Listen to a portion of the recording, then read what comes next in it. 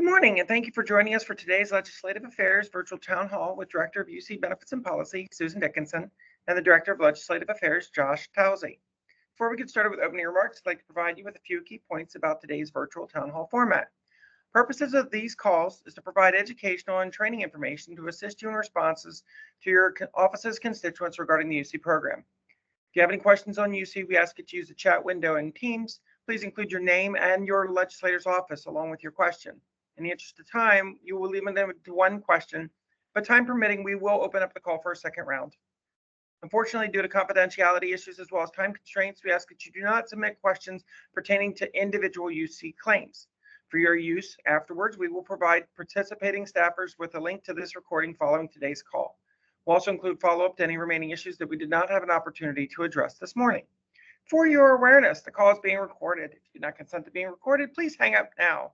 Let's get started with comments from Susan and Josh. Good morning.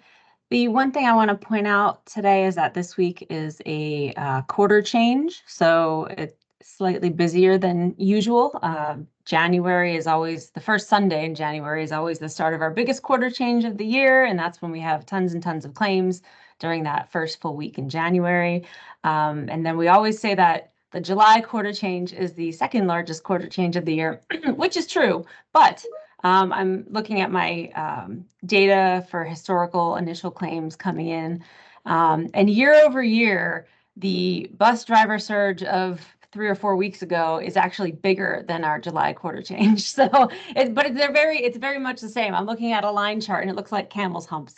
So it is technically still the second biggest quarter change, but actually the biggest surge in claims was a few weeks ago. So it'll be probably similar volume, just not as many actual bus drivers because they already filed their claims. At this point, it's a lot of people who could not financially qualify in the last 3 months, so they wait for the quarter change so they can file their claim and see if they financially qualify. That's why people wait for quarter changes.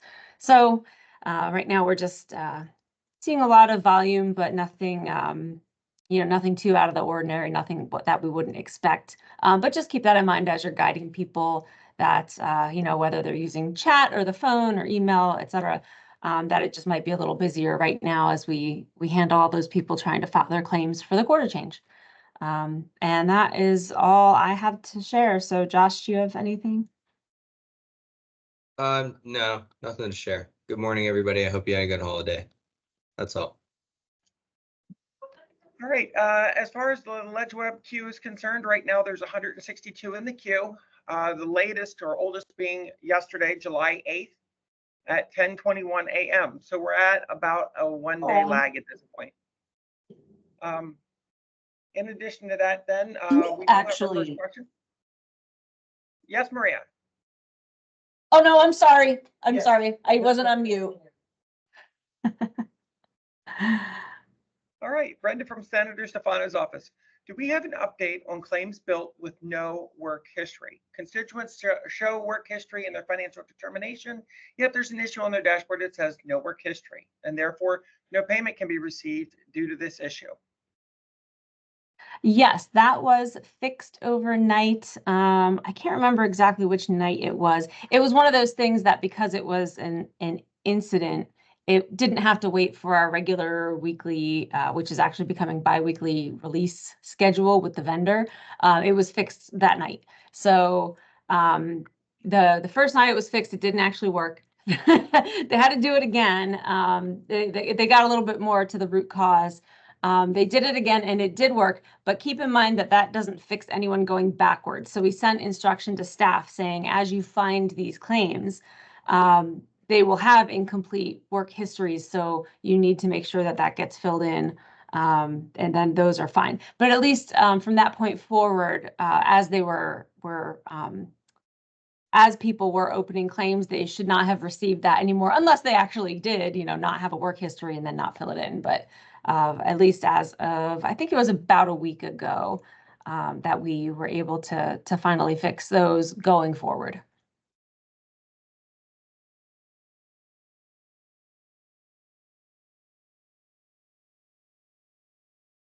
All right, if you have any questions, please put them in the chat. Remember to include your legislator's office. Keep them a little general, just don't ask us to look up a specific claimant.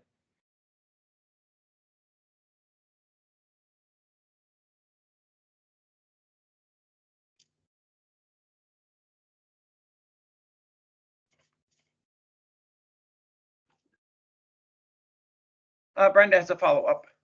So if they had an issue 3 or 4 weeks, they aren't automatically fixed by staff. Will a legislative request have to be made to have them call UC? They're not automatically fixed by the system, but when staff find them, staff are supposed to fix them. I hope that clarifies it a little bit. So if someone is having an issue, yes, they can reach out to staff, call us or chat with us or whatever they want to do, and we can fix it. But if staff are working on the claim, they should be fixing those so that it gets straightened out. So it depends on the situation, but if you feel like there's one that isn't getting looked at or no one's looking at it because nothing else is wrong with the claim, you can reach out and someone will then fill it in.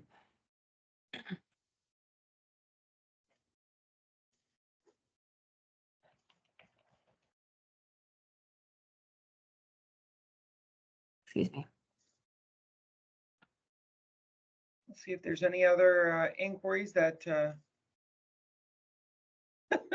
final follow-up promise from Brenda here. Can chat fix this no work history issue?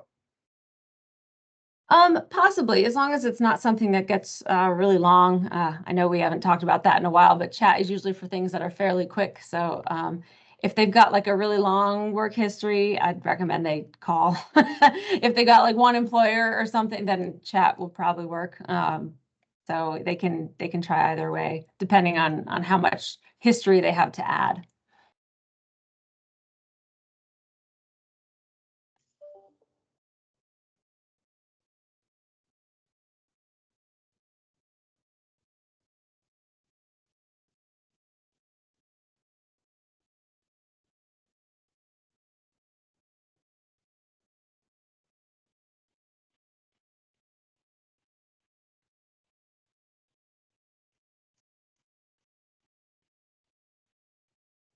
So while we're waiting, I can just let you know that we are actually sending a reminder to staff. I saw it come through before this, but I think we need a little bit of an adjustment. A reminder to staff about registration. We've especially received a lot of bus driver inquiries where they're supposedly getting denied for registration. So we have a reminder because we do have a lot of new staff and registration and work search are very basic things, but when you're a new staff member and you have everything to remember, it doesn't seem so basic anymore. So we have a reminder going out to them. We're also going to add to it what staff need to do when they encounter someone who needs to be fixed because they haven't indicated in the claim that they had a return to work date. And then hopefully as these bus drivers, because now's around the time that a lot of them are getting those reminder letters that they have to register, hopefully they'll be able to fix those and let the person know what needs to happen next year when they register. And as someone pointed out when we were talking about this over the last week, they could always just register. That's another option, if they didn't want to wait or whatever, registering in the CareerLink system is not gonna hurt them. So they could do that if they want to. But of course, if they have a return to work date in writing, they don't have to. So we are gonna get that out to staff just to remind them because they are so new of what the requirements are and how to fix it when there's an issue.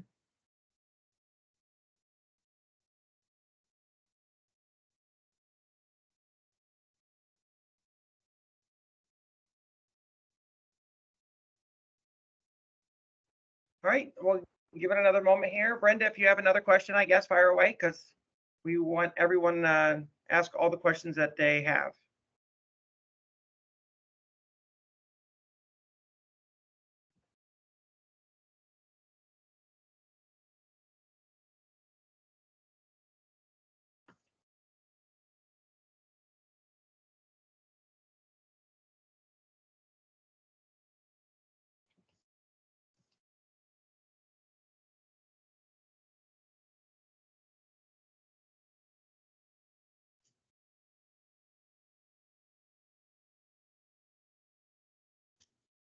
I guess this is a good thing, though. I mean, if nobody has any other further questions, we'll wait another moment or two.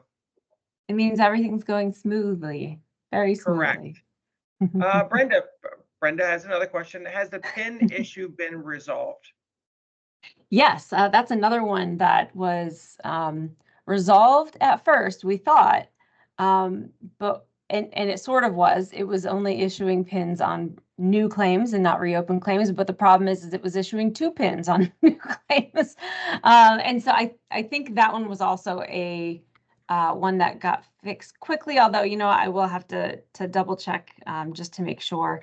I think that was one of those overnight fixes that I was talking about. So the first fix at least was helpful, and that way people aren't, when they're reopening, they're not getting a new one. It was just when it started double generating a pin on the ones it was supposed to, that part was the issue. So I'll double check to make sure, but I think that was fixed rather quickly.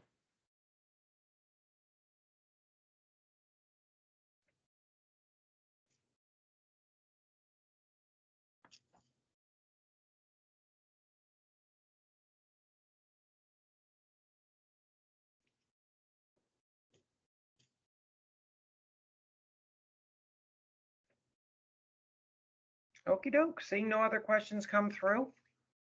Seeing no other inquiries as far as that's concerned. And Brenda, if we've answered all of your questions, if there's anything else you have, go ahead and put it in for a third round because you're the one keeping us going. But otherwise, thank you very much for everybody's participation today. I'm glad it was a short one. I like the summer ones because it's kind of quiet. And we will see you guys again in 2 weeks. All right. Okay, guys. You have a Thank wonderful you. day and try to stay cool. See you, everyone.